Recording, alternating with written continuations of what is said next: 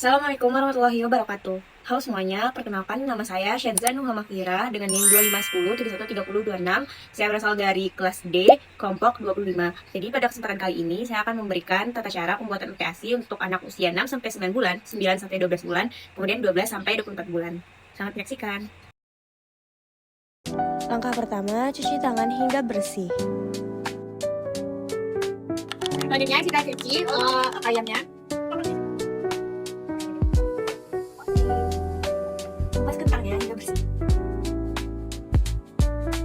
Lalu kupas wortel hingga bersih.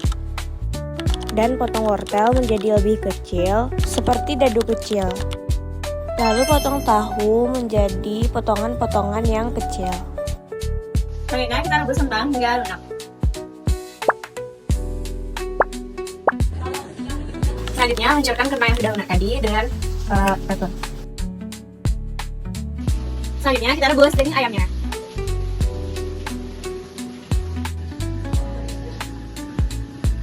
Setelah wajan panas, lalu masukkan bumbu halus dan tumis hingga rata. Nah, setelah ditumis, lalu dimasukkan ke dalam mangkuk. Kemudian lalu dikukus.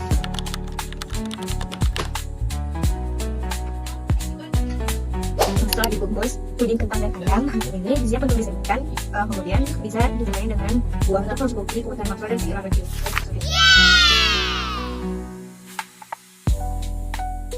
Jadi selanjutnya saya akan membuat menu MTASI untuk usia 9 sampai 12 bulan, yaitu nasi tim ikan kembung dengan sayur dan telur.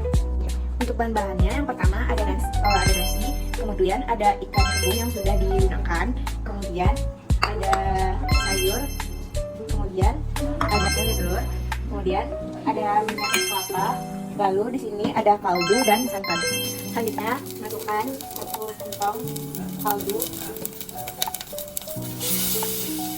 lalu masukkan 1 sendok minyak kelapa,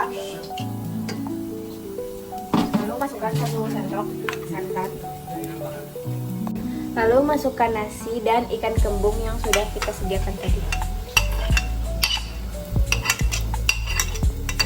Lalu diaduk. Lalu kita aduk hingga rata. Lalu setelah diaduk hingga rata, lalu kita masukkan sayurnya ke dalam kompos. Lalu kita aduk lagi hingga rata.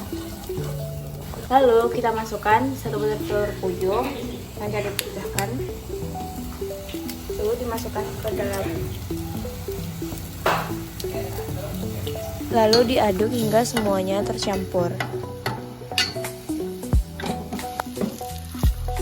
Lalu diaduk hingga rata.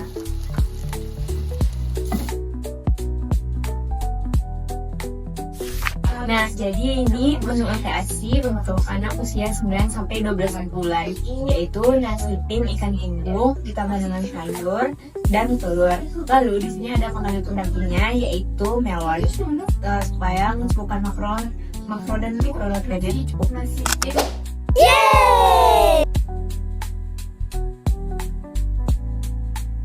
Baik, selanjutnya yaitu pembuatan MTASI untuk usia 12 sampai 23 bulan, yaitu pembuatan nasi tim, wortel, brokoli ditambah dengan beberapa telur puyuh.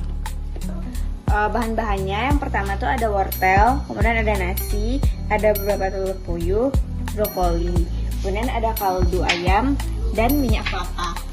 Tahap pertama yaitu masukkan kaldu ayam 1 centongkel ke dalam wajan. Kemudian masukkan minyak kelapa sebanyak 1 sendok ke dalam wajan. Lalu masukkan nasi, wortel, brokoli tadi ke dalam wajan. Lalu aduk dan masak hingga menjadi nasi tim. Jadi ini adalah makanan MTASI untuk usia 12 sampai 23 bulan. Jadi di sini tuh ada nasi tim, brokoli dan wortel, terus ditambah dengan topping beberapa telur puyuh. Kemudian juga bisa ditambah dengan 1 buah jeruk.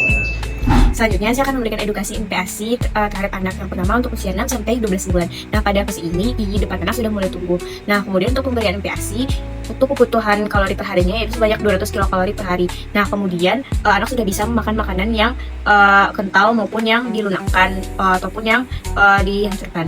Nah, kemudian pada fase ini anak diberikan MPASI yaitu 2 sampai 3 kali per hari dengan 1 sampai 2 kali selingan. Nah, kemudian tidak lupa diiringi dengan pemberian ASI eksklusif sesuai permintaan anak. Nah, selanjutnya untuk usia 9 sampai 12 bulan. Nah, pada fase ini anak sudah bisa memakan makanan yang keras seiring dengan bertambahnya usia. Kemudian untuk kebutuhan kalori sang anak yaitu sebanyak 300 kilokalori per hari. Nah, untuk MPASI atau makanan yang dimakan sudah bisa dalam versi yang dicincang baik secara halus maupun makanan yang secara kasar. Nah, kemudian juga disarankan untuk pemberian makanan yang bisa dipegang oleh anak. Nah, kemudian untuk pemberian makanannya yaitu bisa ditingkatkan yaitu sebanyak 3 sampai 4 kali per hari dengan ukuran 250 ml. Nah, kemudian untuk usia 12 sampai 24 bulan. Nah, pada fase ini anak sudah bisa memakan beragam jenis makanan. Nah, kemudian untuk kebutuhan kalorinya yaitu sebanyak 550 kilokalori per hari. Nah, pada fase ini anak sudah bisa memakan bervariasi makanan. Nah, kemudian makanan keluarga juga udah bisa dimakan. Terus kalau ada yang perlu dicincang bisa dicincang secara sepatunya. Nah, untuk secara keseluruhan, nah untuk durasi makanan anak yaitu kurang dari 30 menit. Kemudian pemberiannya juga tergantung kemauan anak. Kalau bisa 2 sampai 3 kali per hari dengan selingan 1 sampai 2 kali per hari selingan makanannya.